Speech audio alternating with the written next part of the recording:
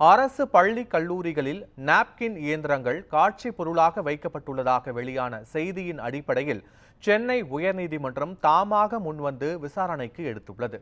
தமிழ்நாடு அரசு சார்பில் அரசு பள்ளி மற்றும் கல்லூரிகளில் நாப்கின் வழங்கும் இயந்திரங்களுடன் நாப்கின்களை அப்புறப்படுத்துவதற்காக எரியூட்டும் இயந்திரங்களும் வைக்கப்பட்டுள்ளன. ஆனால் தற்போது பள்ளி கல்லூரிகளில் வைக்கப்பட்டுள்ள இந்த இயந்திரங்கள் முறையாக பராமரிக்கப்படாமல் பழுதாகி காட்சி பொருளாக வைக்கப்பட்டுள்ளதாகவும் நாளிதழில் செய்தி வெளியானது. இந்த செய்தியின் அடிப்படையில் சென்னை உயர்நீதிமன்றம் தாமாக முன்வந்து இதை விசாரணைக்கு எடுத்துள்ளது. நாப்கின் இயந்திரங்கள் வைப்பது பராமரிப்பது தொடர்பாக கடந்த 2016ஆம் ஆண்டு நவம்பர் 25ஆம் தேதி உத்தரவு பிறப்பிக்கப்பட்டுள்ளதாக சுட்டிக்காட்டியது.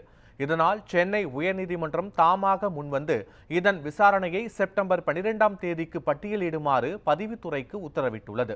மேலும் இவ்வழக்கு தொடர்பாக விரிவான அறிக்கை தாக்கல் செய்யுமாறு தமிழக அரசுக்கு சென்னை உயர்நீதிமன்றம் உத்தரவிட்டுள்ளது.